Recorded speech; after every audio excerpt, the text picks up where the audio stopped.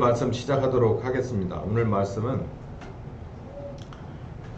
우리가 아까도 광고를 드렸듯이 기독교 한국 침례회 소식에 우리가 소속되어 있는 교단이죠. 그래서 오늘 요 얘기를 조금 몇 주간에 걸쳐서 할 텐데, 오늘 이렇게 2시간에 걸쳐서 하면 분량이 좀 많이 나갈 건데 이제 그러지 못한 게 안타까워서 어쨌든 그래도 2시간 분량거리를 1시간에 나갈 수 있도록 열심히 한번 달려가 보도록 하겠습니다. 근데 오늘 아니라 아마 몇 주 갈 것 같아요. 먼저 대전제를 해야 되겠는데요. 아버지와 아들과 성령 하나님은 교단을 만들진 않았습니다. 근데 하나님이 만들어 놓지 않은 교단이 생겨서 엄청나게 많습니다. 그래서 천주교뿐만 아니라 그러니까 예수님을 신으로 모시는 그런 천주교가 있고 개신교가 있는데, 그 안에 여러 분파들이 많아요. 어쩔 수 없이 우리도 한 분파 가운데 들어있는데, 그게 이제 침례교, 침례회 이렇게 말하거든요. 저는 이 침례교, 침례회라고 하는 이름에 100% 동감하지는 않지만, 그러나 그 안에 내용이 좋아서 자발적으로 침례교단으로 들어온 사람 중에 하나입니다. 저는 원래 장로교 출신이고, 그리고 학부는 그리스도의 교회 학부를 다녔고, 그리고 이 침례교가 뭐라고 하는 것을 알고 그 내용이 어떻다는 것을 알고 저는 자발적으로 학교를 옮겼고, 만약에 목회를 하게 되면 전 침례교단에서 하겠다. 전 스스로 그랬어요. 연고가 있었던 것도 거의 없고, 그런데 사실 거의 호롤단신 시작하다시피 했습니다. 그래서 학교를 다녔고 교회를 경험하고 목사 안수를 받고 지금까지 오게 되는데, 저는 앞으로도 목회를 계속하는 한 침례교단을 옮길 생각이 없어요. 이 안에 들어있는 내용이 다른 분들은 어떨지 모르지만 저에게는 거의 99.9% 딱 맞는 거기 때문에 다른 교단으로 옮길 생각은 추호도 없습니다. 여러분들은 어찌됐든 간에 자발적이든 비자발적이든 침례교단 아래 들어와 있는, 그리고 그런 목사 밑에 있는 교회에 와 있습니다. 요걸 좀 알고 넘어가는 게 중요할 것 같아요. 그래서 몇 주간에 걸쳐서 비교적 자세하게 알려드릴 테니까, 날이면 날마다 요 교단 얘기 잘 안 하잖아요. 잘 들어두시면 좋겠습니다. 먼저 침례교단은 어디든지 다 자기네들 뭔가가 있겠지만, 침례교단에서 말하는 것은, 제가 보는 침례교단은 자유입니다. 자유예요. 자유를 빼면 침례교단은 시작할 필요도 없고 마무리가 안 돼요. 그러니까 시작과 끝이 그냥 기승전 자유예요. 근데 이 자유를 어떻게 정의하느냐인데, 이제 계속 공부하면 나오겠지만 우리는 성경을 믿는 사람들이거든요. 바이블 빌리버. 그러니까 성경을 믿는다는 건, 누구든 성경 안 믿는 사람들이 어디 있어요? 성경을 믿는다는 건 성경을 엄청 과도하게 믿는 거예요. 모든 것의 시작과 끝은 성경에서 나오는 거예요. 그게 우리 침례교인들의 아주 굉장히 큰 자부심이자 우리들의 장기예요. 성경에서 근거되지 않는 것은 사실, 그리고 성경 밖에 있는 것은 하지 않습니다. 근데 이 자유도 성경 안에서 정의가 돼야 되거든요.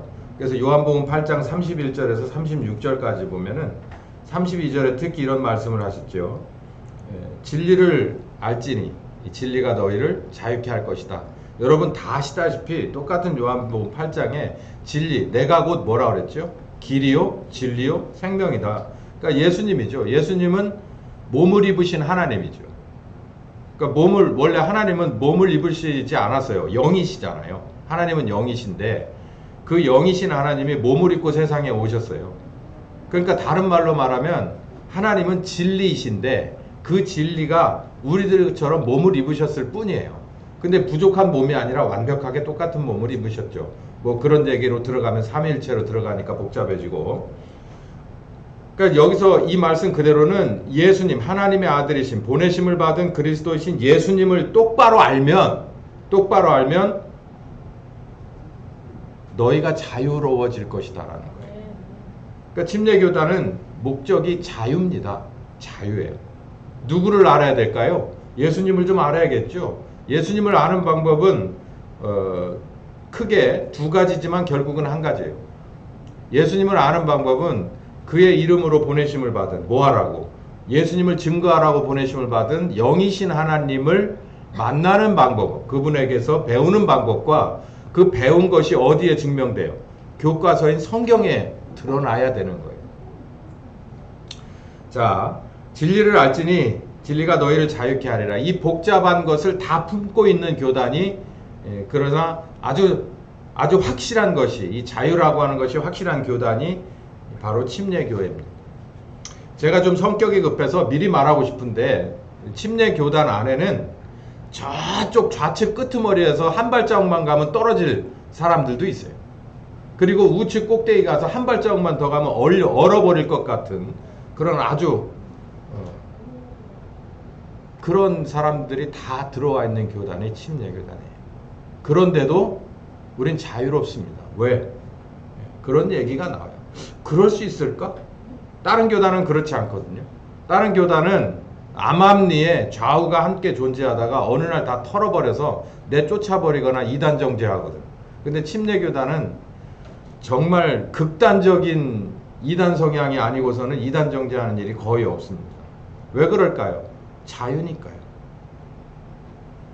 그러나 이 자유를 침해하는 그 무엇인가가 교회 안팎에 있다면 거기에 대해서는 끝장을 볼 결기로 일어서는 것이 침례교단이에요. 현재 그렇든 아니든. 그게 교과서적인 앞 얘기입니다. 자유는 복음으로부터 옵니다.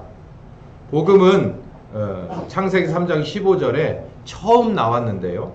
사람이 죄라고 하는 것을 건드려서 문제를 크게 발생시켰을 때 이것으로부터 자유를 우리에게 주시겠다라고 하는. 그러니까 우리 사람의 원초적인 문제는 죄에 관한 문제예요. 죄는요, 질병도 만들어냅니다. 제가 의학자가 아니에요. 그런데 가만히 이 병이라고 하는 것을 어떤 거든 마찬가지거든요. 내가 이렇게 뭘 사고가 나서 이렇게 찢어지고 붓는 이런 거가 아닌 이거 굉장히 심각한데? 라고 하는 병들, 이를테면 암 같은 거. 그런 거를 가만히 개괄적으로 공부를 좀 해봤어요. 그럴 기회가 있어서 계속 공부를 해봤더니 이게 어디하고 연결되냐면 기가 막히게 성경하고 연결이 되는 거예요. 아하, 우리의 질병도 죄로부터 오는구나. 그러면 여기서부터 벗어날 수 있는 방법은 여러 가지 방법이 있는데 사람들은 그 여러 가지 방법 중에서 자기가 그리고 정평이 나 있는 상식적인 걸 찾아요. 그런데 저는 성경에서 찾습니다. 뭐를 찾냐면 원죄로부터 우리를 자유를 주겠다고 하는 이 복음을 믿음으로부터 시작하는 거예요. 이 하나님의 복음을 믿음으로부터. 창세기 3장 15절에 죄로 속박된 우리를, 죄에게 낚시 걸린 우리를, 죄에게 꽉 묶여서 포로 생활하는 우리를 구원해 주겠다고 하나님이 약속했어요. 이 약속 얘기가 나와서 잠깐 얘기하는데요. 우리가 애들을 키우잖아요. 애들이 어렸을 때 엄마가 뭐 해줄게 라고 하면은 철석같이 믿습니다. 그게 나이에 반비례하는데 나이가 먹어가면 갈수록 엄마가 아빠가 얘기해 주는 걸 철석같이 더 믿어야 되는데 그게 점점점 반비례하는 게 문제예요. 그건 뭐 부모에게 책임이 있는지 애들이 까져서 그런 건지는 잘 모르겠지만 어쨌든 저만한 애들은요, 엄마가 약속을 하고 아빠가 약속을 하면 큰 결격 사유가 없는 한 100% 믿어버립니다. 하나님도 그걸 좋아해요.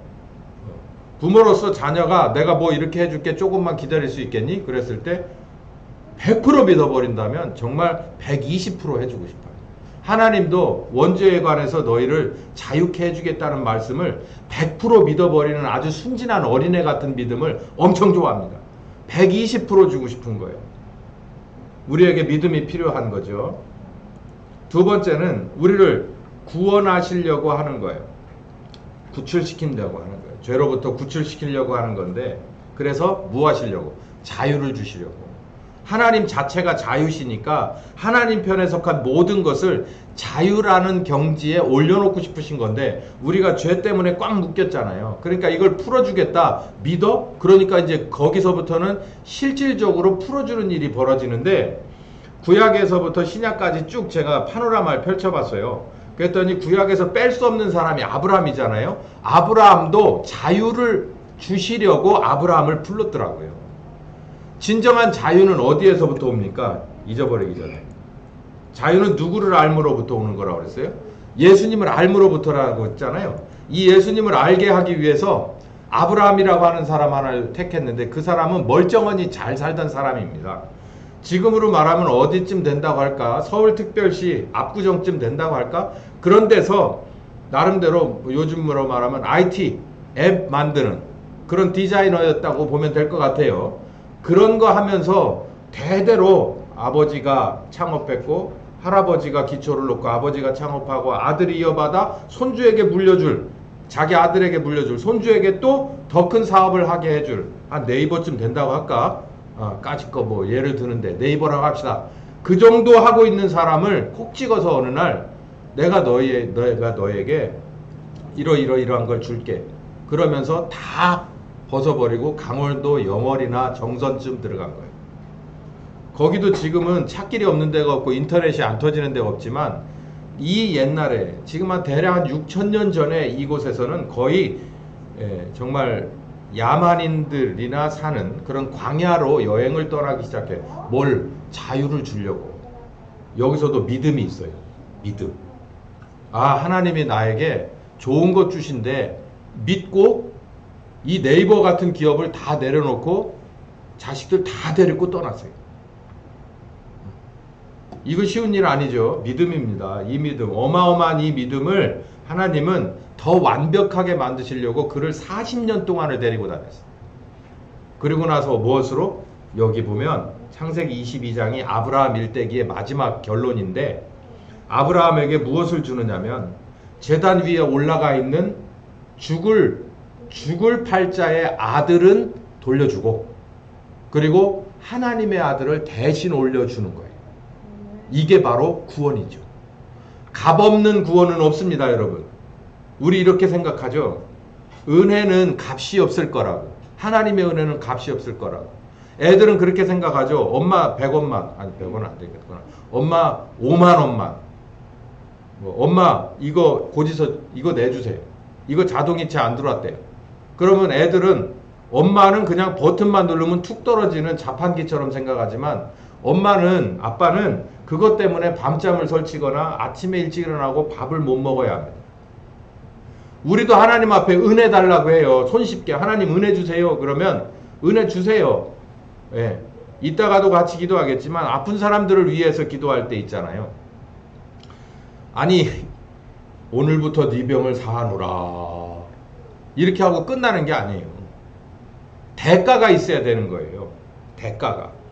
아니 대가 없는 게 어디 있어요. 여러분 병원 가서 의사가 오늘부터 당신 병은 나았습니다 이렇게 하면 나아요?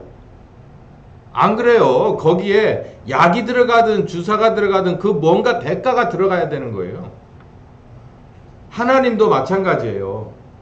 뭔가 대가가 들어가야 우리에게 은혜인데 그것도 작은 거는 감격하지도 않아. 어마어마한 걸 줘야 되는데 여기 얘기했잖아. 약속을 뭘 했냐면 내가 너를 자유롭게 해줄게. 내가 죄로부터 너희를 자유케 해줄게. 야 이거 심각한 죄구나 라고 생각하는 사람에게 무엇을 주느냐면 대가를 주는데, 자유의 대가를 주는데 하나님의 아들을 대가로 주는 거예요. 그러니까 내 아들을 대가로 내놓고서 자유를 얻었다면 잊어버리겠어요? 내 아들을 내놓고 자유를 얻었다면 잊어버리겠냐고. 절대로 안 잊어버리죠. 근데 누가 내 아들을 내놔서 자유를 얻고자 했는데 아브라함이, 그런데 하나님이 야 네 거 빼고 내 아들 갖다 올려놓을게. 오케이 좋아. 그러고서 가져다가 자기가 옆에 끼고 하나님의 아들이 고통스럽게 제단 위에서 죽었어요. 그게 예수님의 십자가거든요. 근데 이게 문제가 뭐냐면 그렇게 해서 우리가 자유함을 얻을 기회를 얻었으면 감사하고 감격해야 되는 게 맞잖아요. 그러니까 믿음도 희한한 믿음인 거예요. 그냥 막 달라고 할 때 뭐 내 건 빼고 당신 것만 해서 대가를 주고 나한테 달라고 하는 그 믿음은 양심적이지 못해요. 근데 하나님이 그 비양심적인 반절짜리 믿음도 하나님은 일단 받아요. 그런데 나머지 반절을 우리가 갚아야 돼요. 아브라함이 처음에 하나님을 따라갈 때 반절짜리만 갖고 따라갔어요. 그러다 나중에 뭐를 반절짜리를 자기 아들로 내놨는데 그조차도 하나님이 마음만 받을게. 네 믿음 내가 받고 내가 마음으로 네 아들 받을게.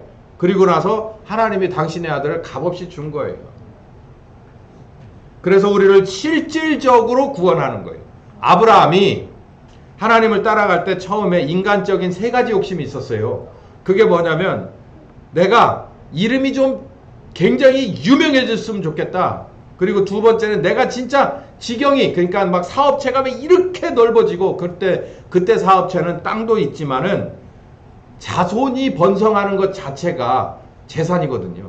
그러니까 자손이 많아졌으면 좋겠다. 그 자손들이 가서 다 자기 거 삼고 일할 만한 땅이 있었으면 좋겠다. 하나님이 그 세 개 다 준다고 해가지고 아브라함이 혹 해가지고 네이버 같은 거 확 집어던지고 40년을 따라갔는데 결국 마지막에 결론이 뭐냐면 하나님의 아들을 주시는 것으로 그리고 자기의 아들을 올려놓는 것으로 게임이 끝나요. 그래서 아브라함이 뭘로 이름이 다시 바뀌냐면 아브라함이 아브라함으로 바뀌고 아브라함보다도 우리에게는 믿음의 조상이라고 하는 거죠. 믿음의 조상으로 다시 바뀌어서 우리에게까지 지금까지 전해지는 겁니다. 우리를 자유하게 하기 위해서 아들을 주시겠다고 하는 그 허공을 떠드는 것만 같은 그런 실체 없는 것이 무엇으로 드러나느냐면 아브라함이라고 하는 개인에게 믿는 믿음으로부터 실체가 드러난 것이에요. 이게 바로 구원의 사건이죠. 또 다른 구원의 사건이 있습니다. 이 아브라함의 족속들이 어찌어찌 하다 보니까 애굽에 들어가서 포로 생활을 400년을 했어요. 인구수는 많이 늘어났어요. 하나님이 약속한 대로 이 사람들을 끌어내서 진정한 자유를 줘야 되는데 묶여서 우리도 36년 동안 있어 봤잖아요. 물질적인 것으로도 묶일 수 있고 그리고 정말 우리들의 몸이 묶일 수도 있는 거잖아요. 이 사람들은 양쪽을 다 묶였어요. 그러니까 요런 데서 요런 거 잘 센스를 받아야 될 게 물질적으로 묶인 사람들이 꽤 있습니다. 요즘 세상에 밖에 나가보면 셌고요. 여러분 중에서도 말 못하지만 이런 상황에 있는 것도 누구 문제로 어디서 해결되냐면 바로 이 성경과 하나님 손에서 해결돼요.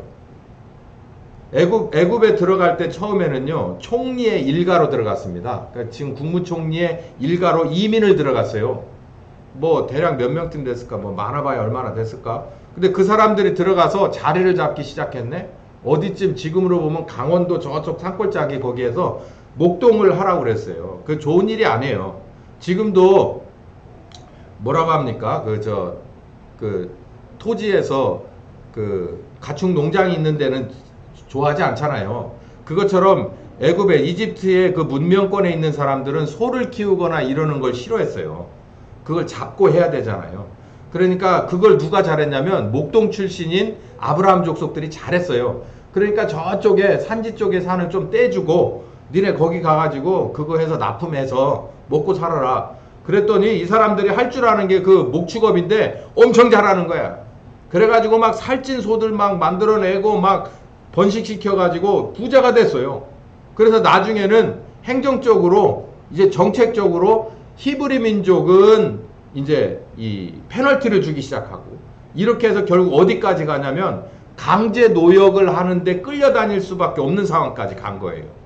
그래서 이 사람들이 처음에는 이렇게 잘 되는 상황에 들어왔다가 나중에 보니까 뭐까지 묶였냐면 손까지 묶여버린 상황이 됐어요. 재산을 증식하는 것보단 당장 자기가 오늘 하루 삼시세끼 자유롭게 밥을 해먹을 수도 없는 사람이 된 거예요. 이것도 가만히 생각해보면 우리 입장하고도 비슷하거든요. 우리가 하나님이 자유를 줬어요. 우리 대한민국 헌법은 자유민주주의예요. 근데 여러분 진짜 자유롭습니까? 물질에서 자유로워요? 시간에서 자유로워요? 생각하기 나름이긴 해요. 근데 일을 하러 나가는데 200만원, 250만원 때문에 나는 아침 몇 시부터 몇 시까지 일을 해 라고 하면 이거 진짜 심각한 상황인데 그걸 내가 어떻게 컨트롤이 안 된다고 하면 이거 종이에요. 이 사람들은 그거보다 조금 더 심각했네.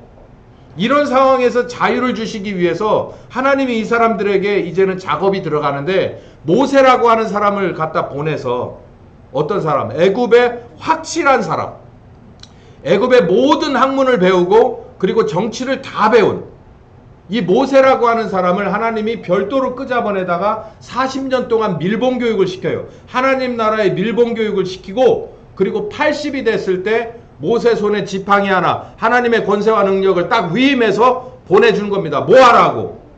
내가 원하는 저 백성들, 저 노예에서, 시간의 노예에서, 돈의 노예에서, 그리고 인간적인 자유가 없는 저 억박, 이 속박에서 건져내라고 보내는 거예요.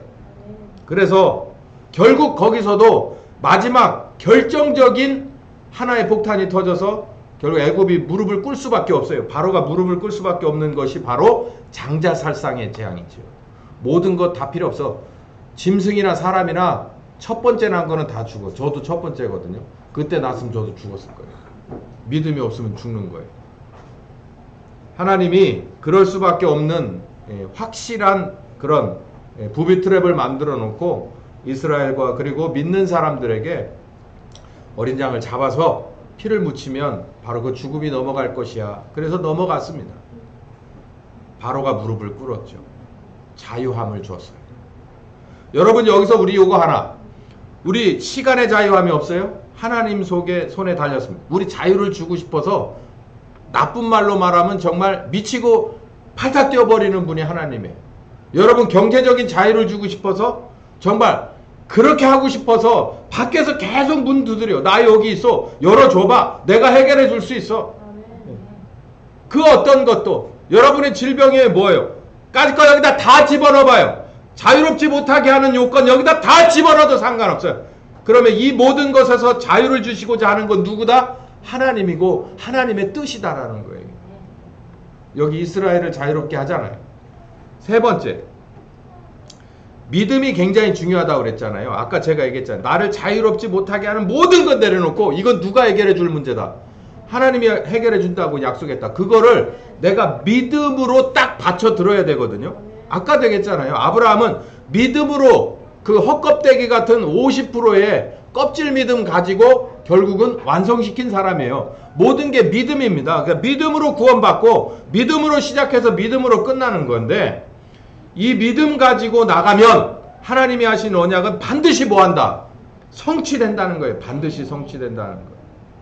저 애들이 우리 믿어주면 엄청 좋잖아요. 그냥 빈말이라도 아빠가 그렇게 해준다니까 나 믿어. 제 아들이 이제 진짜 지 말로 자칭 30이라는데 30이라도 맞아, 아빠 해주면 나 믿어, 이렇게 얘기해주면 저는 막 기분 좋을 것 같아요.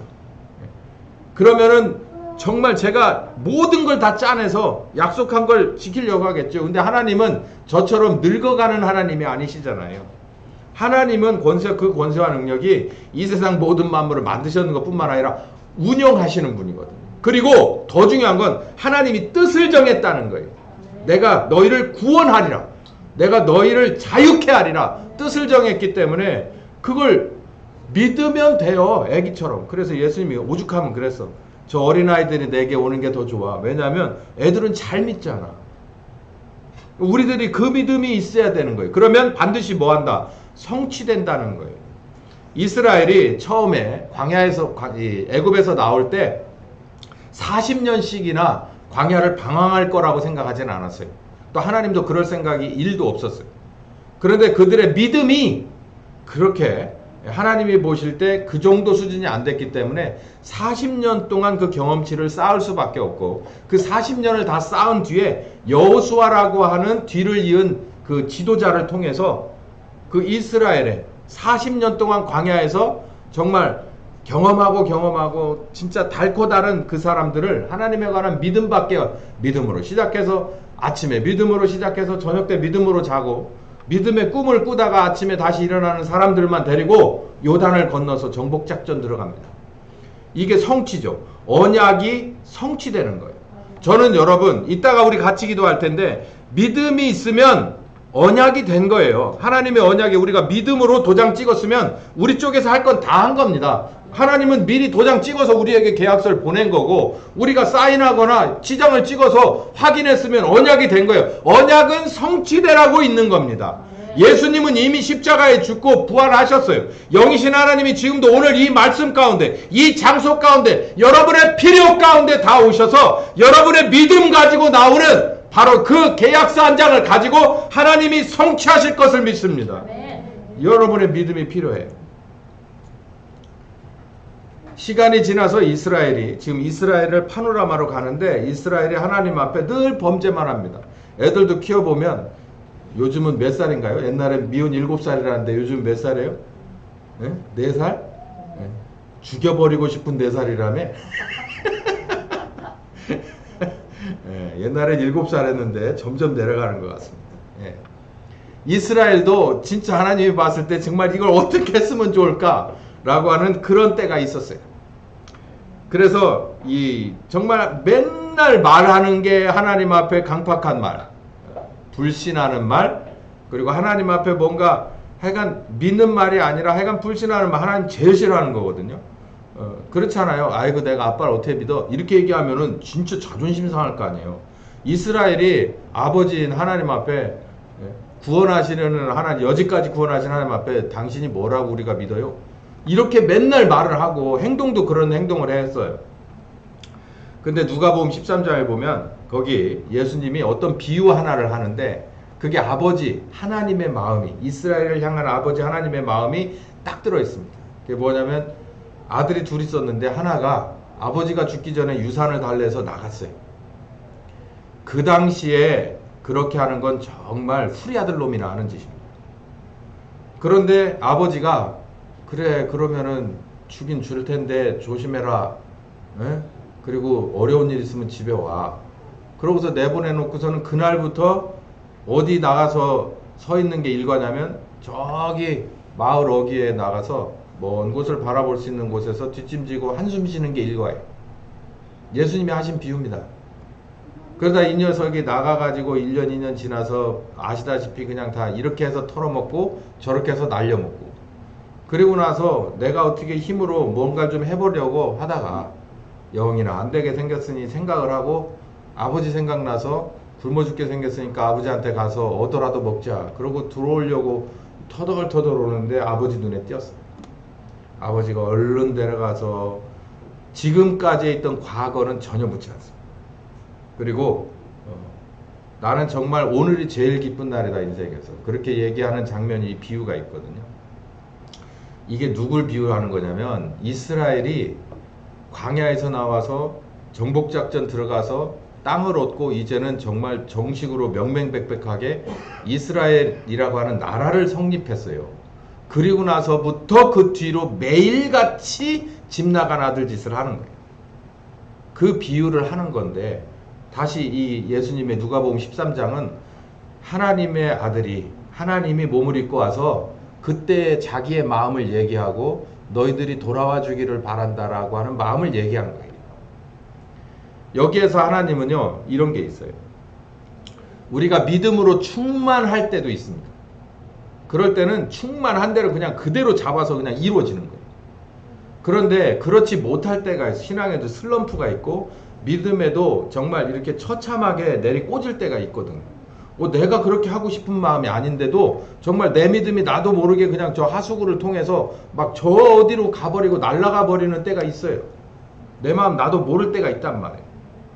그럴 때도 하나님이 네 믿음이 자꾸자꾸 떨어지네. 그래요. 그럼 떨어지는 대로 너한테 내가 처벌해 주지. 이렇게 하신다면 우리는 오늘 여기 존재할 사람이 저부터 시작해서 아무도 없습니다. 근데 하나님이 기다려주는 거예요. 뭐 할 때까지? 돌아올 때까지. 이게 멀어졌다가도 돌아옵니다. 여러분 이제 봄이 왔어요. 봄이 세상에 안 올 것 같았어요. 이 건물이 제일 봄이 늦게 옵니다. 한 5월쯤 가야 아침에 일어나도 이게 괜찮아요. 근데 봄이 오더라고. 가만히 밖에 나가 보니까 아하 이게 봄이 오는구나. 봄은 정말 안 올 것 같은데 이렇게 되면 또 겨울이 안 올까요? 겨울도 또 와요. 마찬가지로 우리 믿음도 내리막을 내려가요. 또 상황이 되면 또 올라오게 돼 있거든. 근데 하나님이 그때까지 기다려주는 거예요. 예. 이게 사랑입니다. 이게 하나님의 모습이세요. 본 모습이에요. 그게 사람을 살려요. 믿음이 있어서 막 받쳐줄 때는 그거 가지고 하는 건 그건 성장시키는 거죠. 근데 사람을 진짜 살리는 건요, 저 밑에 처박혔을 때 다시 시작하고자 하는 그 작은 몸부림을 소중하게 생각하는 것이 바로 사랑입니다. 이 얼었던 것에 이렇게 뭔가가 올라오잖아요. 요즘 냉이, 우리 집사님이 한 분이 냉이 그 양지 바른 집이거든. 거기가 그 냉이를 캐오셨어요. 정말 좋은 겁니다. 약이에요, 약. 예, 좀 있으면 쑥도 나오죠. 예, 그 어려운 걸 뚫고 아무것도 없는, 예, 그 추운 겨울에 그런 데를 이렇게 요만큼 올라오잖아요. 그 자체가 우리가 먹어서 약이 되는 건 그 자체가 생명력이기 때문이에요. 여러분 기억하세요. 내 믿음이 항상 상종가는 아닙니다. 어딘가 내려갔다가도 꿋꿋하게 그나마 시달리며 견디다가 하나님 앞에 다시 한번 이렇게 방향 전환을 하려고 하는 것을 하나님은 굉장히 소중하게 생각합니다. 그리고 그때까지 기다리는 거예요. 뭐 하기 위해서? 요거 다시 살려서 자유하게 해주려고. 네, 마지막으로, 이제 마지막인데, 우리를 구원하시려고 하는 것이 뭐가 있느냐면, 아까 아브라함이 자기의 아들 제단에 올려놓고 자기의 아들 죽을 이제 제단으로 하나님 앞에 드리려고 했는데, 그 자기 아들은 돌려받고 하나님의 아들이 올라갔잖아요. 그 일이 진짜 일어난 게 바로 예수님의 십자가예요. 그게 그냥 그렇게 퍼포먼스로 끝난 게 아니고요. 진짜 일어난 게 예수님의 십자가입니다.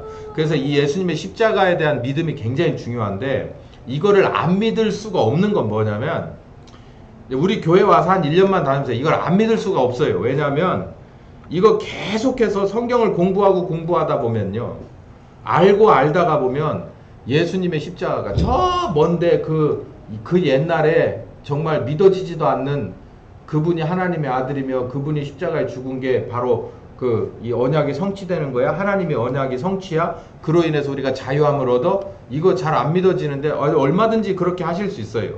그런데 그게 무엇으로 드러나냐면 실상으로 드러나기 때문에, 나에게 정말 효과로 다가오기 때문에. 여러분 타이레놀 먹으면 대부분 몇 분 안에 효과가 나나요? 30분에서 1시간이면 효과 나죠? 예수님의 십자가도 여러분이 들으면서 믿음의 분량대로 그 효과가 여러분의 몸에 나타나고 여러분의 앞길에 나타나고 여러분의 자녀에게 나타나면 이걸 안 믿을 수가 없어요.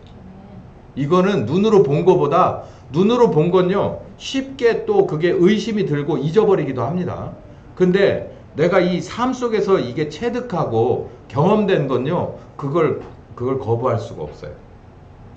예수님의 십자가의 죽으심이 창세기 3장 15절 우리를 자유하게 해주겠다라고 하는 약속이 완벽하게 성취된 것이고, 이 완벽하게 성취된 것을 우리 속에 실상으로 이루어주기 위해서, 믿은 사람들에게 실상으로 이루어주기 위해서 누가 오셨냐면 지금은 영이신 하나님이 온 시대예요.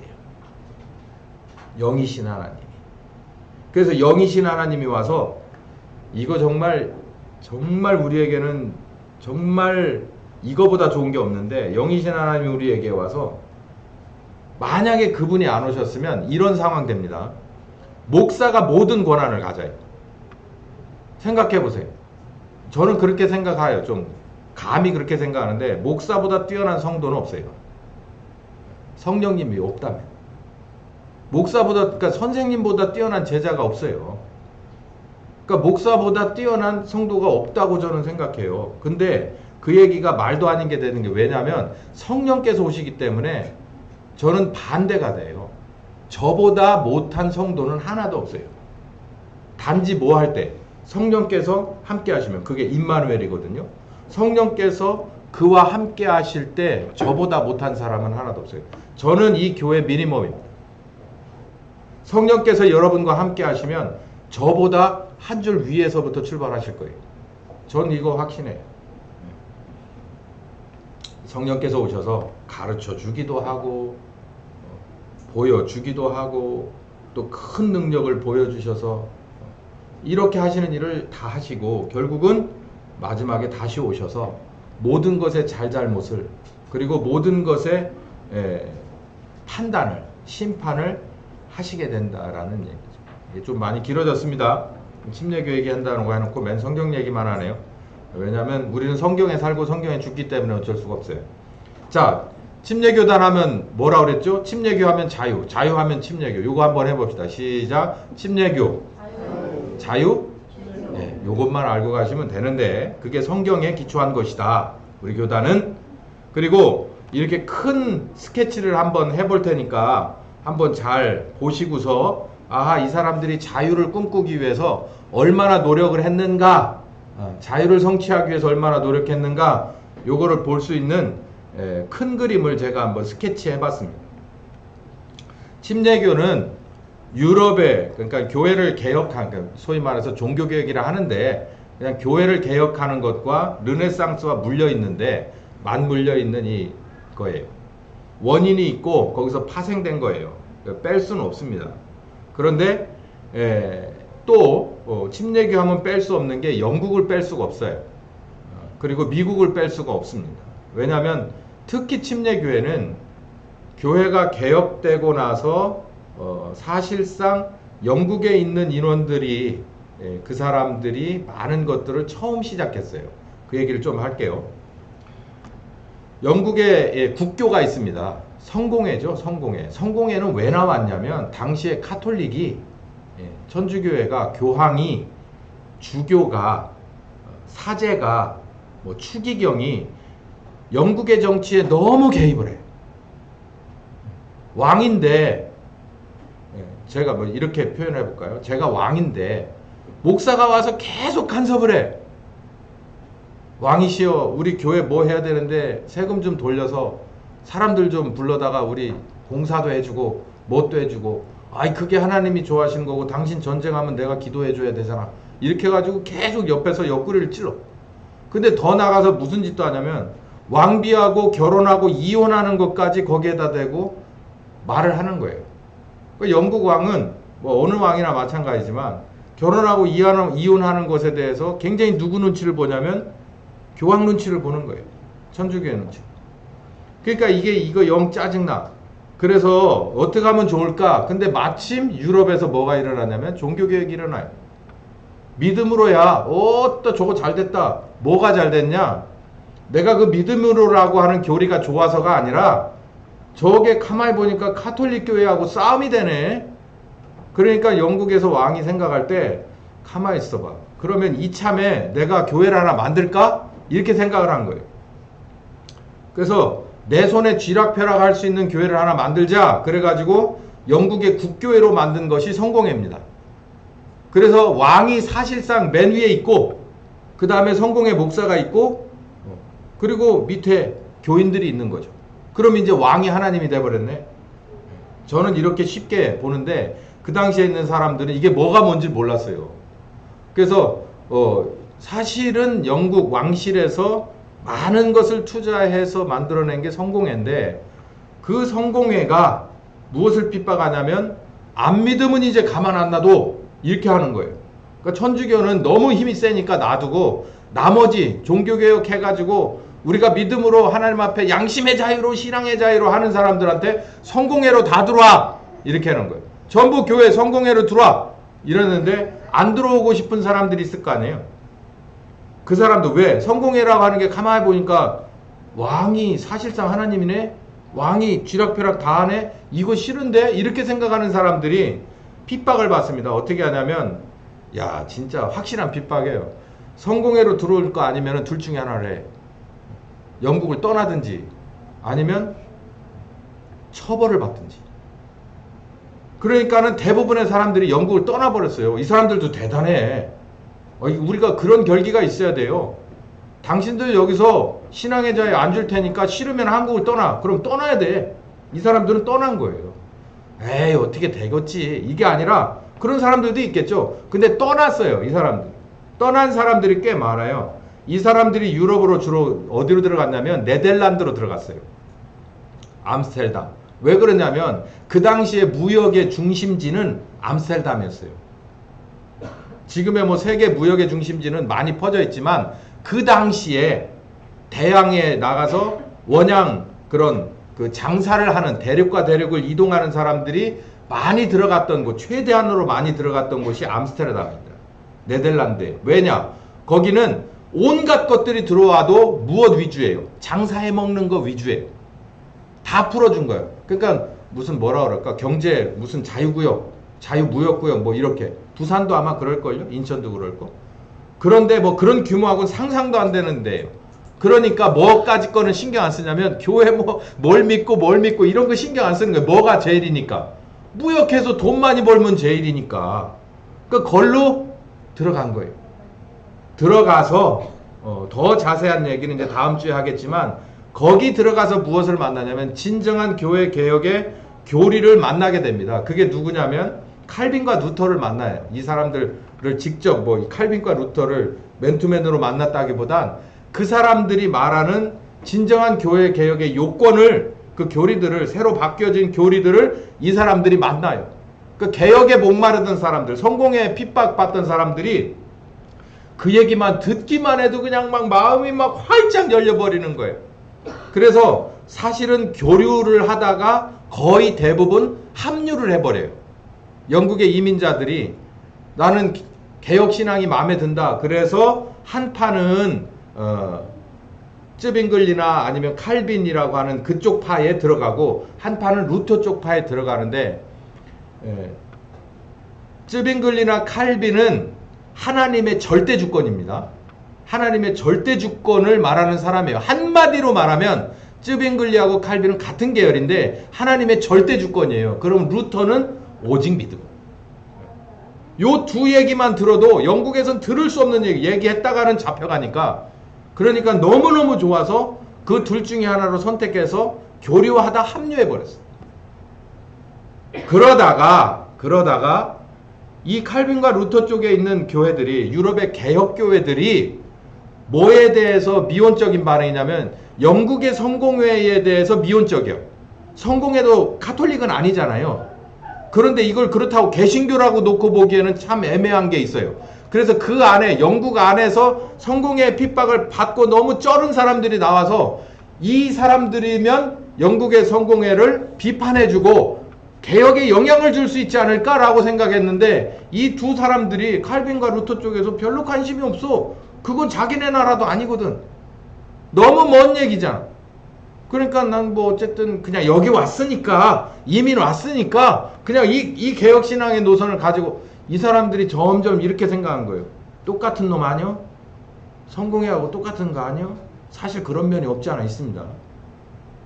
똑같은 거 아니야?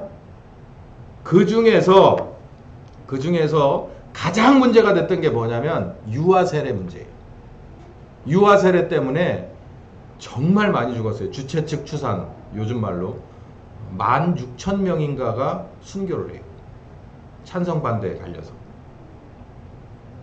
근데 이런 문제들로 봐서 이 칼빈과 루터 쪽이 정확한 입장 표명이 없어요. 그래가지고 환멸을 느끼고서 이 사람들하고 분리돼 버리고 싶다. 그래서 분리주의자, 세퍼레이티스트라고 그러거든요. 분리주의자가 여기 나옵니다. 그래서 분리주의자가 이렇게 생긴 거예요. 저 사람들이 진정한 교회 개혁자인 줄 알았더니 가만히 보니까 영국의 성공회나 그리고 민감한 천주교하고 같이 섞일 수 없는 정말 신앙의 양심으로 받아줄 수 없는 것, 그 중에 하나 유아세례라고 해요. 유아세례 문제에 대해서 이 사람들이 받아주는 입장이네.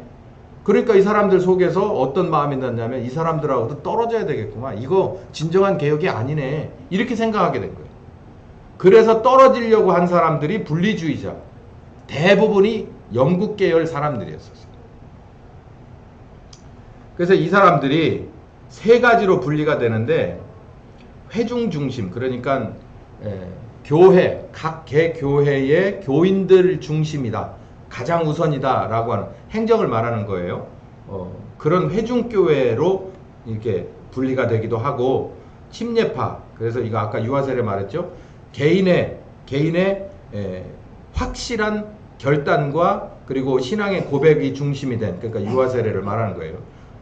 이런 신앙심이 아니면 안 돼라고 생각한 침례파가 있고, 그리고 퀘이커는 이런 그 신비로운 체험 위주의 사람들이에요. 그래서 이게 지금도 남아 있습니다. 이 세 가지가 지금도 남아 있는데, 이렇게 해서 크게 분리주의자는 세 개의 교회 유형으로 나뉘어 있다가 결국은 두 개 쪽이 되거든요.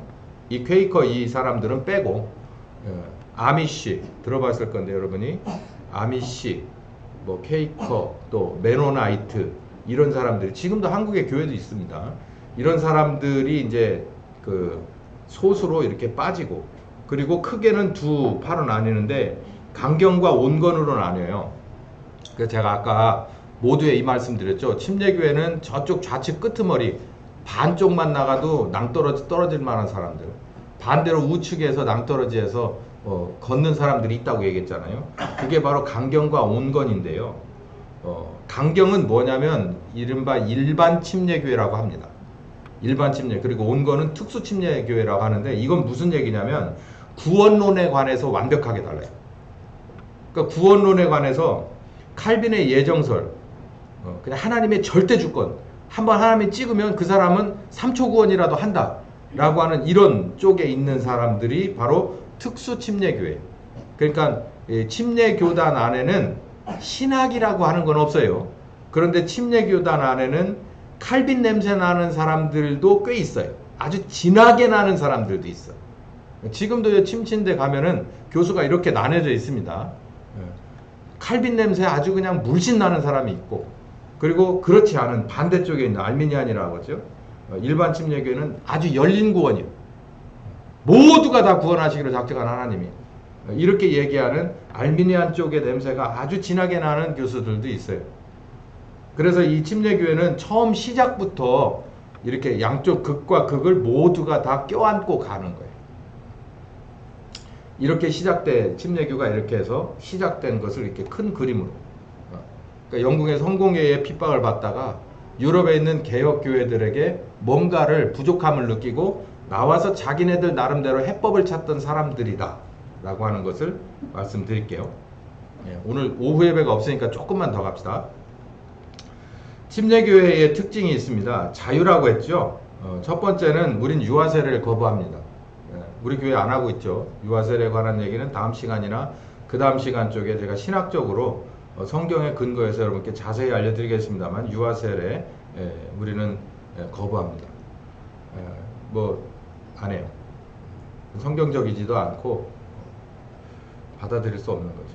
굉장히 중요한 얘기고, 그리고 성경 중심, 성경 중심이라고 하는 건 이런 거가 있잖아요. 교리라고 하는 게 있습니다. 침례교회 안에는 교리가 없어요. 교리는 도그마, 그러니까 이걸 건드렸다가는 큰일 나요. 계명 밑에 교리 이렇게 말하거든. 그래서 이스라엘 사람들이 계명이 있고 율법이 있고 규례가 있고 그렇잖아요. 예수님이 오셔가지고 이 계명은 쓸만한데 니네들 정말 잘못했다라고 한 것에 우리는 그거에 초점을 맞춰야 돼요. 성경이 굉장히 중요한 건데 그거를 교리화 시켜버리면, 이걸 안 하면 이단으로, 심하면 이단으로 정죄받을 수도 있어요. 그런 거에 대해서는 우리는 하지 않습니다. 그래서 성경의 범주 안에 들어가, 그러니까 좌가 있고 우가 있는 거예요. 성경의 범주 안에 성경에 근거한 것이라면, 그래서 정형화된 교리나 신조는 거부합니다. 그래서 사도신경도 거의 안 해요. 뭐 그 내용이 나쁘다는 건 아닌데 거의 안 합니다. 주기도문을 왜 하냐? 주님 가르쳐 주신 성경에 근거된 거다 그래서 하는데, 그것도 좀 그렇긴 한데요. 어쨌든 그 정도로 굉장히 자유로운, 열려있는 쪽이 우리 교단입니다. 본문 강해 설교, 본문, 성경 위주라고 그랬잖아요. 성경 가지고 설교하는 것을 굉장히 좋아합니다. 그 원칙이 그래요. 그래서 설교의 중심은 성경 본문이다. 그래서 본문 위주의 설교, 이런 얘기 많이 하죠. 침례교단에서 설교학 박사학위를 받으려면 이거에 대해서 논문을 쓰지 않으면 쉽지 않습니다. 신앙의 자유가 있어요. 그래서 예를 들면 이런 거예요.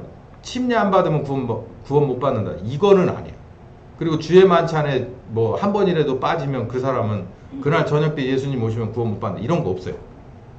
이거는 기념하는 거고, 이거는 우리들에게 있어서 구원의 뭔가에 이게 들어가는 필수적인 요소가 아니에요.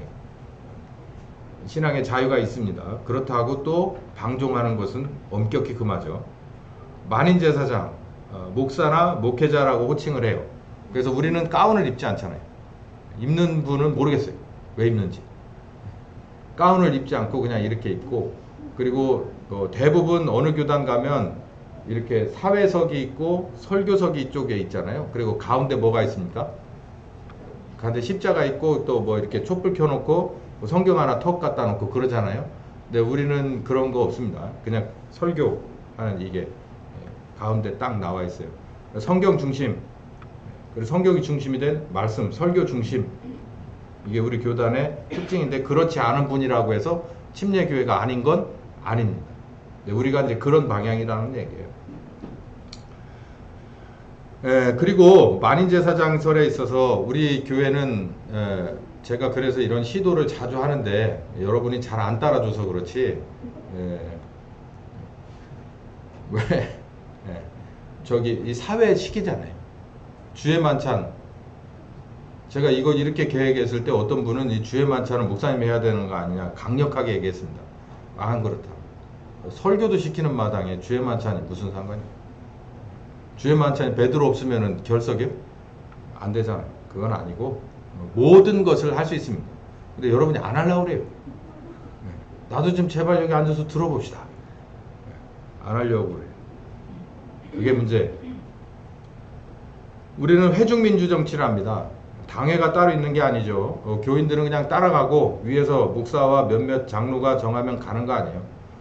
물론 우리 운영위원회가 있습니다. 운영위원회가 뭔가를 하는데 뭔가를 먼저 심의하고 안건을 내놓고 이것에 대해서 찬반은 반드시 사무처리 전체가 모인 침례교인 이상 우리 교인들이 모인, 그러나 저는 어쨌든 전체 교인들이 모인 사무처리회에서 노하면 그건 하지 않습니다. 사무처리회, 그러니까 회중 민주 정치의 끝판왕, 침례교는. 이 사무처리회가 굉장히 중요해요. 사무처리회에서 오케이 하지 않으면 안 됩니다. 근데요, 사무처리회에서 오케이 했잖아요. 그러면 이거에 대해서 누구도 말을 못 합니다.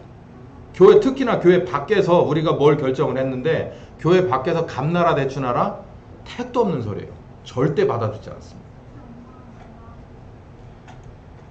목사와 집사라고 하는 그 직분만 있습니다. 목사와 집사, 그러니까 장로가 없는 거예요. 아, 목사님 어디 침례교회 갈까? 장로 있던데. 없어요. 거긴 거기고 우리 교회는 없어요. 그냥 목사와 집사입니다. 목사와 집사인데 지금 있는 집사님 중에 안수 집사는 하나도 없잖아요. 이제 안수 집사님으로 갈 거예요. 그럼 이제 끝이야. 거기서. 우린 장로님, 제가 목회하는 데까지는 목사와 장로밖에 없어요. 그리고 그냥 가로 열고 집사만 있는 건데 후보생들. 그리고 나머지는 직분이 없습니다. 성경에 그렇게 돼 있어요. 신약의 교회는. 근데 뭐 침례교 총회가 어떻게 간다고 해도 저하고는 상관없습니다. 여성 목사 안수 우리 교회에서는 없습니다. 여성 목사 안수는 없고요. 그냥 전도사로 끝나요. 최고로 올라가면. 왜 그렇게 해요? 없어요. 어쨌든 성경에 여성 목사가 없습니다. 그때는 옛날 아니고 지금 현재냐, 저기 없습니다. 그러면 이렇게 반문하고 싶은데, 목사 안수라고, 목사 호칭이 없습니까? 목사 안수를 받으면 평신도보다 훨씬 더 등급이 뛰어난 경험치가 올라옵니까? 목사 안수 받으면 막 확 해가지고 막 왜 되나요? 성경에 봐요. 집사님들이 더 대단했어요. 스테반 집사 봐요. 그러니까 그런 건 없어요. 목사 안수를 받고 이런 거예요. 물론 어쨌든 그럼 여성 목사는 왜 안 줍니까? 목사님 성차별 하십니까? 아니요. 여성분을 더 위해서 그러는 거예요. 이런 게 있어요. 여성 목사가 아니면 여성 사역자가 그러니까 우리 남전도 회원을 여자 전도사님이 와서 가르칠 수 있을까요? 전 그거 안 된다고 봅니다. 왜냐하면 남전도의 입장을 어떻게 여전도회가 알아? 모르잖아요. 그러니까 남전도회는 남전도회 출신이 가르쳐야 되고 여전도회는 여전도회 출신이 가르치고, 어쩌면 주일학교는 남전도의 아빠 입장보다도 엄마 쪽에서 나와주는 게 저는 더 이렇게 좋다고 보는 입장이에요. 그래서 굳이 여성 목사가 아니더라도 충분히 여전도에서 나오는 사람을 전도사로 임명을 하고, 그리고 여전도에 관할한 모든 것을 감당할 수 있게끔 하는 건 전 동의해요. 근데 남전도회까지 여자 목사님이라고 와가지고 가르치는 건 전 아니라고 보는데, 남전도회 어떻게 생각하십니까? 차라리 제 앞에 있는 게 낫지 않겠어요? 그렇지. 상상만 해도 안 되잖아, 그건. 나는 그거 안 돼. 내 눈에 흙이 들어가기 전까지는 그럴 수 없어. 남전도회는 내 거야. 내가 알아서 할 거야. 그게 하나님이 이렇게 해서 놓은 거라고 저는 믿어요. 어쨌든 여성 목사 안수는 침례교단에서 허용되고 있지만 저희는 허락할 생각이 없습니다. 침수례와 주의 만찬인데요. 이게 구원의 필수 요건은 아닙니다. 그런데 침수례와 주의 만찬은 반드시 행하라고 하신 성경적인 근거가 명확한 거고요. 주의 만찬을 매번 하는 것은 모일 때마다 해달라고 그랬어요. 이거 안 한다고 내 서운해서 니네 전부 지옥 보낼 거야 이러는 하나님은 아니신데, 아니 세상에 저기 부모님이 돌아가시면서 유언을 남기면 그걸 끝까지 받아들이려고 푸진애를 쓰잖아요. 근데 나를 영원히 구원하신 하나님이 이거 해달라는 건 이걸 못해? 그건 아니라고 봐요. 그리고 침수례가 원칙이라는 건 성경이 증거하고 있고요. 10번째는 엄격한 정교분리. 이거는 교회개혁이 시작됐던 때부터 아주 확실하게 갖고 있던 거예요. 그러니까 교회와 정치는 분리되어야 된다는 거예요. 교회와 정치는 분리된다. 요것에 관해서도 제가 오래 더 얘기해야 되는데, 이 얘기는 뭐냐면, 교회라고, 그러니까 신앙의 자유를 엄청 갈망하던 사람들이었었어요. 그러다 보니까 아주 그냥 그 노이로제가 걸린 게 뭐냐면, 우리가 이렇게 예배하고 말씀 가지고 붙잡고 기도하고 서로 교제하고 하는 요것도 인정해주기 싫은 정치인 거예요. 그러니까 거기에 대한 알레르기가 엄청 있었던 거예요. 그러니까 자유민주주의의 특징 중에 가장 이 탑이라고 꼽을 수, 제가 볼 때 탑이라고 꼽을 수 있는 건 신앙의 자유죠.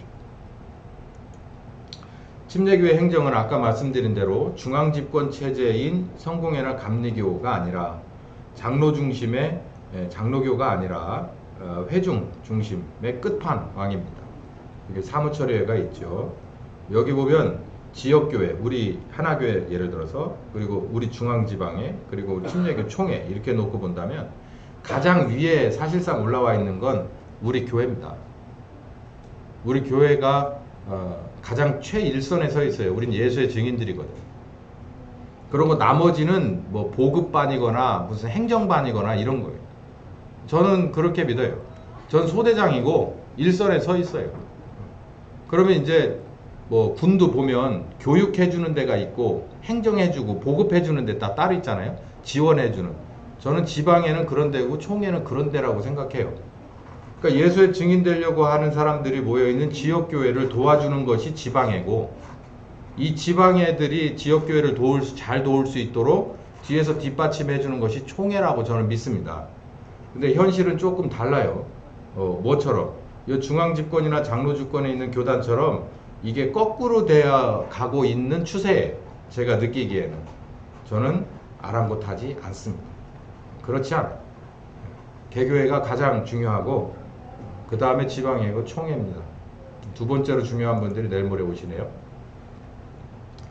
침례교회 직분은 만인제사장의 이 노선에 맞춰서 대부분의 개신교가 평신도와 목사의, 약간 평신도와 목사를 이렇게 두 그룹으로 나눠요. 그래서 목회자 그룹과 그리고 평신도 그룹이 있는데, 뭐 목사, 뭐 전도사, 뭐 이런 사람을 목회자 그룹, 그리고 장로부터 권사, 집사 이렇게 해서 평신도 그룹 이렇게 나누거든요. 근데 우리는 사실상 그게 없어요. 근데 여러분은 나누는 것 같아서 굉장히 서운한데, 그렇다고 뭐 함부로만 하시면 안 됩니다. 침례교단은 원래 뭐가 없냐면 구분이 없어요. 구분이 없어. 제가 요 얘기를 하나 할게요. 원래 침례교회는 이런 모습입니다. 침례교회 원형은 그 아주 그냥 잘 곰삭은 침례교회 원형 모습을 제가 말씀드릴게요. 예를 들면 침례교회에서 목사가 되려고 하면, 일선 교회에서 목사가 되려고 하면은 어떻게 해야 되냐면, 대부분의 개신교는 학생이 수능 점수에 맞춰서 아니면 자기가 원하는 교단에 학교를 갑니다. 뭐 영향이 자기 출신 교회가 영향일 수도 있어요. 내가 침례교단의 교회에 다니니까 침례교 신학을 갈 수도 있고, 그렇지만 나는 공부 잘하니까 서울에 있는 뭐 연세대 신학을 가고 이럴 수도 있어요. 그러니까 어쨌든 거기에서 교회가 이러고저러고를 안 하고 개인이 가는데, 개인이 교단 학교를 선택을 해서 가요. 아, 나는 장로교 목회를 하고 싶어. 그럼 장로교로 가. 그리고 감리교 하고 싶어. 그럼 감리교로 가. 그리고서 열심히 공부를 해. 교회 다니면서 공부를 해서 신학교에 가서 교육을 다 마쳐요. 소정의 교육을 다 마치면 개교회에서 그 사람들을 선발을 해요.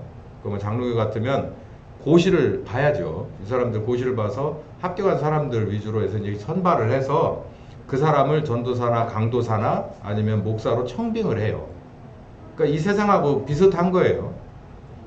그리고 노회나 총회에 이제 인준 상신을 올려서 우리 교회 이런 강도사님, 이런 전사님, 아니면 이런 목사님을 우리 교회에 모시도록 했습니다. 허락해 주십시오. 라고 해서 재가를 받아서 그게 완성이 됩니다. 이렇게 되면 이 총회가 가장 탑에 있게 되죠. 총회나 노회가 가장 탑에 있어서 영향력을 발휘할 수가 있어요. 그러니까 이게 이런 구조예요. 그러니까 사회하고 비슷한 구조예요. 삼성에 들어가려고 하면 어떻게 해야 되나, 그거하고 생각하면 별 차이점이 없습니다. 근데 침례교회는 전혀 달라요. 여기 이제 잘 들어보세요. 예를 들어 우리가 이렇게 있잖아요. 신앙생활 같이 해요. 저런 지금 초등학교 1학년 들어가고 주일학교 때부터 이렇게 큽니다. 그러다 저 녀석들 중에 하나가, 목사님이 이렇게 가만히 봤더니 이 녀석은 목회하겠네. 그래가지고 누가 목사한다고 그랬지? 내가 어제 들은 것 같은데? 아, 기억하고 있을게. 예, 그래서 이제 본인의 의지도 중요하죠. 그리고 이제 잘 목사님이 이렇게 있으면서, 아, 이 녀석은 진짜 이거 키워야 될 것 같다. 이렇게 생각을 하면, 이게 제 생각이 뿐만 아니라 모두가 볼 때 이 사람은 우리 교회에서 일꾼 좀 삼았으면 좋겠어 라고 하는 사람이 있어요. 보면. 그러면 리더십이 거기서부터 싹 트는 거예요. 그래서 이 사람은 공부시켜서 우리 교회 전도사로, 우리 교회 목사로 세웠으면 좋겠다. 그래서 선교사 한 수 줘서 파송 보내야 되겠다. 이걸 어디서 결정하냐면 우리 교회가 결정을 하는 거예요. 개인이 결정을 하는 게 아니라 내가 하고 싶어요 라고 해서 되는 게 아니고, 교회에서. 왜냐하면 우리 모두는 다 한 공동체이기 때문에 이 안에서 그 리더십을, 그 자기의 그 열정을 누가 인정해 줘야 되냐면 교인들이 인정을 해 줘야 돼요. 이게 굉장히 중요합니다, 여러분. 아까 얘기했잖아요. 대부분은요 그냥 개인의 열정으로 학교를 가요. 근데 침례교회 원형은 교인들이 그걸 인정을 해야 돼. 그러니까 이렇게 하면 안 돼요. 또 그렇다고 누구를 시킬까요 해가지고서 이렇게 밀면 안 되고, 기도하면서 가만히 보니까 안디옥 교회처럼 이 사람이 정말, 그리고 본인도 감수할 생각이 있어요. 그럼 기도하고 일을 크고 작은 걸 맡겨봐요. 그래도 잘 소화해내네. 하나님이 이 사람하고 함께하네. 하나님이 리더십을 주시네. 그럼 모두가 행복하네. 그러면 이 사람을 결의해가지고 어디로 보내냐면 신학교로 위탁을 보내는 동시에 그 전에 지방회로 먼저 보내는 게 맞습니다. 한국은 그게 안 돼요. 근데 지방회로 먼저 이 사람을 보내요. 서류를 보내. 그리고 사람을 딸려 보내요. 그래서 우리 하나교회는 이 사람을 전도사로 우리는 할 생각이 있습니다. 아니면 이 사람을 아예 목사로 우리는 받아들일 생각이 있습니다. 그러면은 지방회나 총회에서, 대부분 지방회에서 뭐라 그러냐면, 그러면 요 정도의 학력과 경력을 갖추셔야 하는데 이걸 하실 생각이 있습니까? 라고 물어봐요.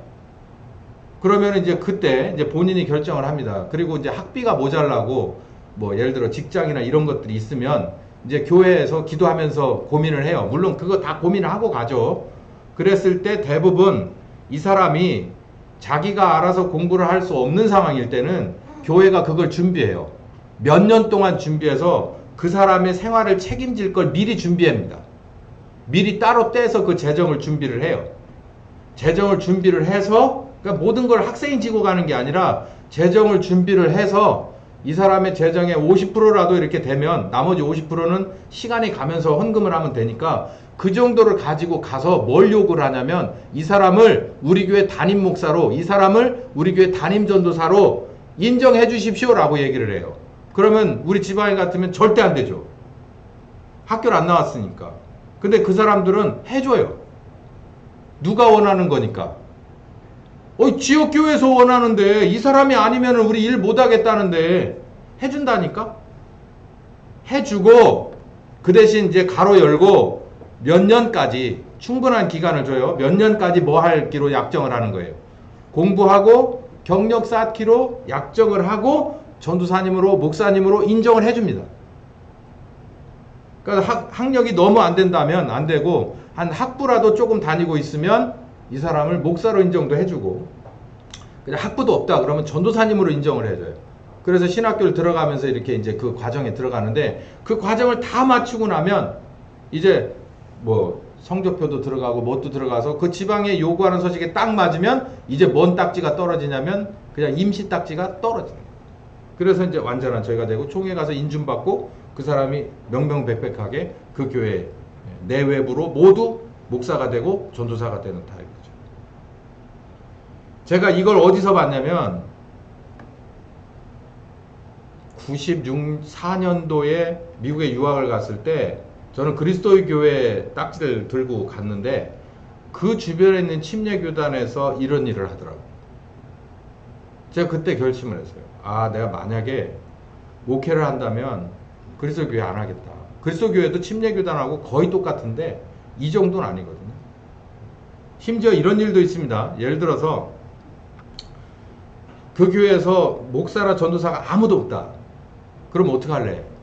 그러면은 장로님은 아니어도 안수집사님들이 있을 거 아니에요. 운영위원들, 안수집사들. 그러면 안수집사를 목회자로 임시로 위임을 해요. 뭐 할 때까지는. 이 사람이 목사로 이렇게 학교 다니면서 안수받을 생각은 없는데 우리 교회 대표자입니다 라고 해서 지방에 인정해달라고 해요. 그럼 인정해준다니까. 제가 말씀드리고 싶은 건 자유와 개교회 중심이라는 거예요. 개별교회. 완벽하게 침례교단은 그게 자리 잡아 있는 교단이고 그게 원칙인데 지금은 많이 변색되고 퇴색된 게 맞아요. 후퇴한 게. 그거는 저는 바로 잡아가려고 목회를 그만두는 날까지 계속해서 싸울 거예요. 왜냐하면 이 개교회에 관한 것은 하나님과 누구입니까? 하나교회의 사실상 시작이자 끝은 누구예요? 머리 대신 예수님과 지체된 우리예요. 그 3자가 여기에 대해서 감나라 대추나라 할 거는 0.11도 없다는 거예요. 네, 빨리 끝내라고 알립니다. 오늘 2분은 없으니까 그래도 더하지는 않겠습니다. 교회 중심이다 라는 겁니다. 그래서 여러분은 두 가지를 가지세요. 하나침례교회의 교인이라고 하는 건 하나님 앞에는 무한한 충성과 책임감이고요. 세상의 밖으로는요, 자부심입니다. 자부심. 저는 교회가 여기 있지 않고 저기 245-3번지에 그 1층에 그 요만한 데 모여 있을 때 지방에 가입시켜 달라고 갔을 때부터 저는 그때나 지금이나 그 자부심은 똑같아요. 교인들이 그땐 정말 힘들고 어려운 교인들이 많았습니다. 그 교인들 몇 데리고서 이게 목회를 하고 아무런 집도절도 아무것도 없는 것 같아도 제 속에는 그게 있었어요. 하나님이 우리와 함께 하시는데 우리 교회인데 뭐 다른 지방의 규약이 어떻게 됐든 그건 난 상관없고 난 잘 모르겠고 내가 아는 침례교 전통은 예배당이 있거나 없거나 그 안에 머리 대신 예수님과 지체된 사람이 있고 지도자가 정확히 있으면 더군다나 공부하고 안수받은 사람이 와서 하겠다는데 그걸 누가 뭐라고 하나?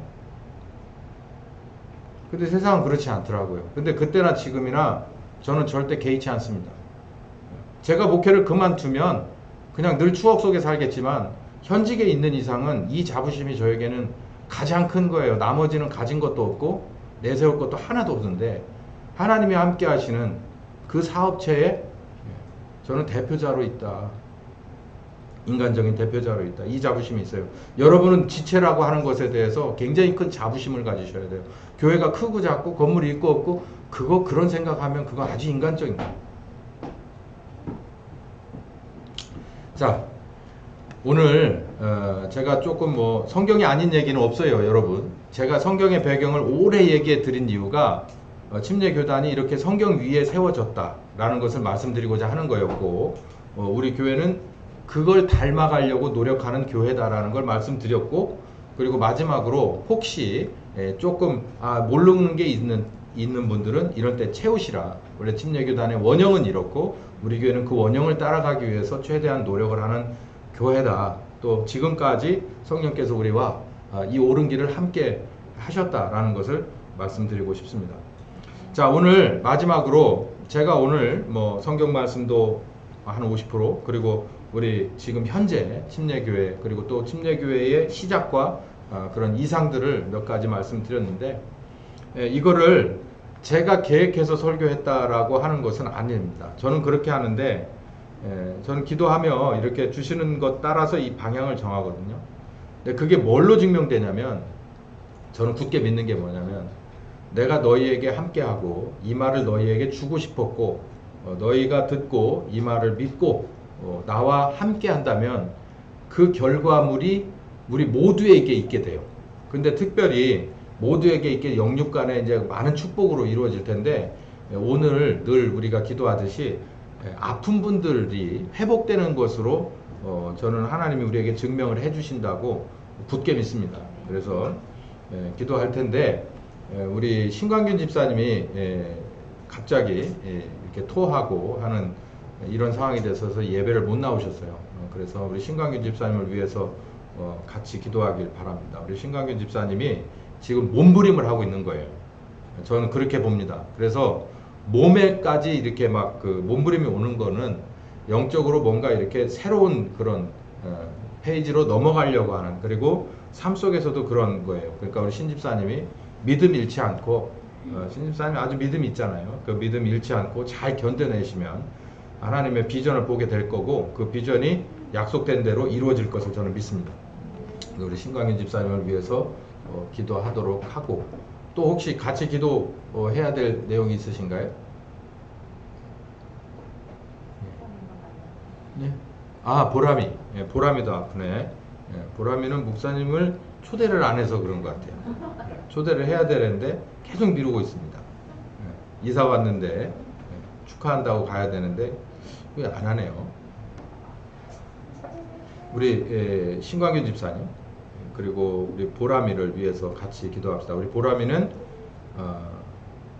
하나님하고의 사이에서 뭔가 관계가 조금 바뀌었으면 좋겠어요.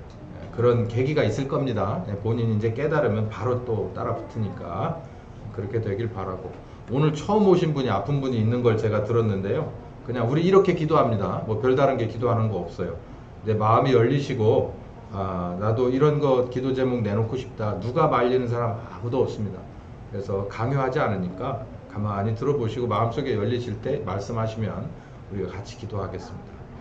신광균 집사님, 영적으로 육적으로 잘 견뎌내서 하나님의 뜻을 다 이루어 주시옵소서. 그리고 우리 최보람 자매를 위해서 늘 이렇게 아파서 자주 저렇게 앓고 있는데 하나님 앞에 더 가까이 나올 수 있는 우리 보람이가 되게 하여 주시옵소서. 우리 다 같이 기도합시다. 사랑이 많으신 아버지, 감사와 찬송을 돌려드립니다. 주여 아버지, 신광균 집사님을 위해서 기도합니다. 주여 아버지, 그 어려운 고비 가운데서도 우리들의 작은 믿음으로 정말 신광균 집사님을 귀한 정말 온전함으로 치료하여 주셨습니다. 주님 아버지, 이 시간에 다시 한번 기도합니다. 이제는 2023년 하나교회에서 새로운 기업으로 우리 신광균 집사님에게 주실 것을 믿는데, 아버지 이렇게 육체적으로 이렇게 병들어서 발에 상처가 있고 또 이렇게 많이 토하면서 고통스러운 가운데 있습니다. 주님, 예수님이 십자가에 죽으신 것이 우리들의 질병과 고통을 위해서도 십자가에 죽으셨고 우리에게 부르짖고 찾으면 그 은혜도 주신다고 약속했습니다. 육체의 질병 가운데 매여서 주여 아버지 힘들고 고통스러운 가운데 있는 신강균 집사님을 주여 풀어 자유하게 하여 주시옵소서. 모든 권세와 능력과 그런 은혜를 주실 만한 권한이 있으신 우리 주님 앞에 기도합니다. 십자가에 우리를 대신해서 모든 대가를 다 치르신 그 예수님의 은혜를 간절히 구합니다. 주여 아버지 있는 곳에 함께하여 주셔서 주 예수의 비전을 보게 하여 주시옵시고 잘 견디고 이겨서 우리 주님의 귀한 복 가운데 참여할 수 있는 집사님 되게 하여 주시옵소서.